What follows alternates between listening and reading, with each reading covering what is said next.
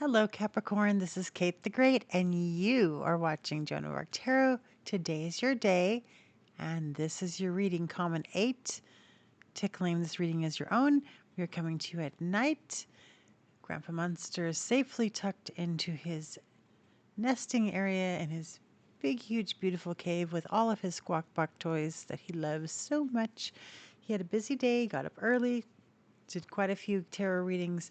I don't force him into the readings when he's ready to grace us with his presence. Grandpa Munster, aka Dracula, is, he's on his own time schedule and he's adorable. If you want to see the squawk, he has been posted here, uh, sharing for the general reading. I always have him help me pick 13 of them, 13 cards, so that I have one extra. So when he is on and fresh, we can do a general reading for everybody in the collective.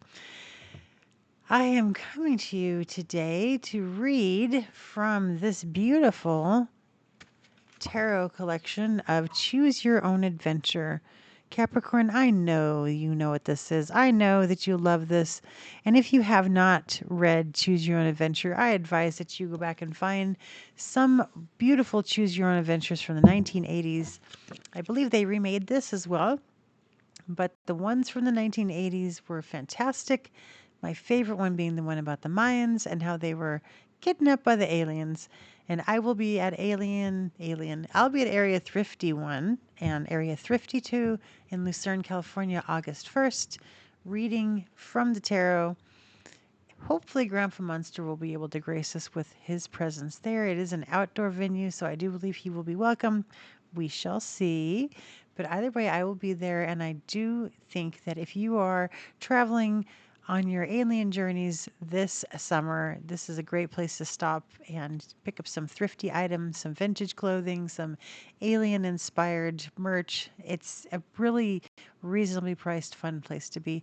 I'm only giving a plug for this because I shop there quite frequently and I recently just found it. It is in the middle of the desert, I tell you.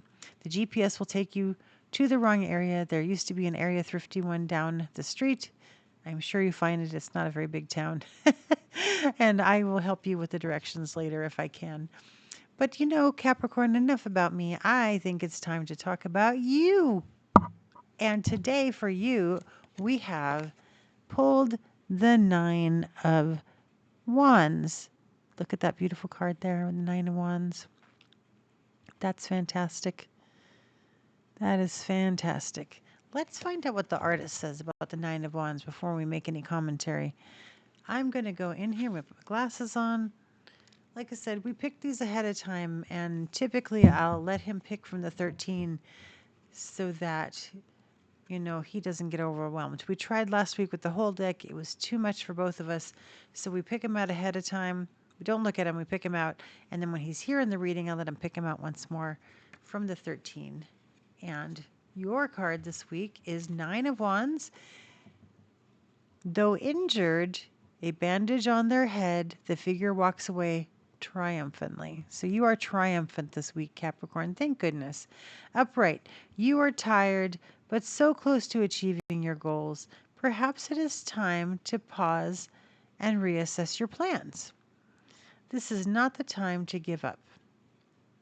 And I like to do the inner journey when I was hanging out with my artist friends in the 90s.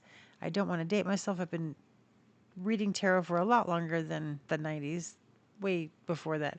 But we used to come home from the bookstore job that we had and congregate at the living room in San Diego, drink the most delicious coffee, sit on the red couch. It was just still there. It's pretty rickety, but it's still there. And we would read tarot and just have a fantastic time. I used to read tea leaves, just like my grandmother back there. She read at this very table in the Snoop shop during the time when tarot was illegal and you could not read it publicly. She did so anyway, and she was a very, very, very famous astrologer for her time and was really the only one at the time doing that publicly. And somehow she was able to get her picture in the newspaper, and I don't know. It's a story for a different time, of course, but she's always there with me. Reversed. This is your energy and journey, Capricorn. Now back to you. So it says you have been working diligently, but this is leading to severe burnout. Wow, this is really running rampant in a lot of the categories, a lot of the signs, a lot of the readings. Think of ways to make your situation more manageable. That is very interesting. I think Leo is also burning out, which is very fascinating to me because my brother is Capricorn and I am Leo, and there is some severe burnout in this household. That is for sure. So I think that the inner journey this week for you, Capricorn, for you, not for me, but me too, probably, think of ways to make your situation more manageable. You know, I really find that Capricorns are very clever. Most people say, oh, they're so stubborn. I don't think it's always stubbornness. Sometimes I think you're just waiting for the right circumstances and the right environment to do what you need to do to make your place comfortable, to make everything work out in a nine of wands way. There's been a battle and you're injured. You're pushing through it, and now it's time to stop fighting. You don't have to fight anymore. And this is fantastic. And just in your, as in the fashion of the goat that you are, the beautiful goatfish that you are, when you're ready to walk away from a situation, you just climb as high as you can and walk away. You also are in a symbol of or position of impossible dreams, basically. I mean, I don't know anyone else who can scale a wall that looks impossible when there's no ledge, but you manage to stand on the side of the hill and the little teeny tiny ledges. That's pretty incredible. It's pretty incredible. And you don't seem to ever listen to people when they say, you can't do this, you can't go there, you can't have this. It's not stubbornness. It's just you knowing what you want. If you want to look at it that way, maybe there is some stubbornness as well, but you know. And as far as being the fish goat, not only can you climb up, but you can swim away. So I imagine you underneath the reef, just climbing up the sides of the reefs and swimming away to the bottom. You're a fantastic creature. You're a glorious beast, Capricorn.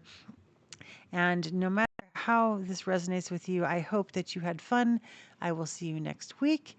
And just keep on keeping on. Keep on going up that hill. You're the only one of us who can actually make it to the top and not that you want to. That's the funny thing. Capricorn doesn't have to make it to the top to feel accomplished. They can make it right up to the side where people can't go. Right up the side, the face of the rock. That's you. Just go there and be you. Be you, be earthy and grounded. You and Taurus, earth signs. What is the third earth sign? If you know, drop it in the comment below. I know.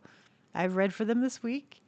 But who is the third earth sign if we have Capricorn and Taurus? All right. Thank you for joining us. I hope to see you next week. And next week, we will start a little earlier so we can see the squawk, hopefully.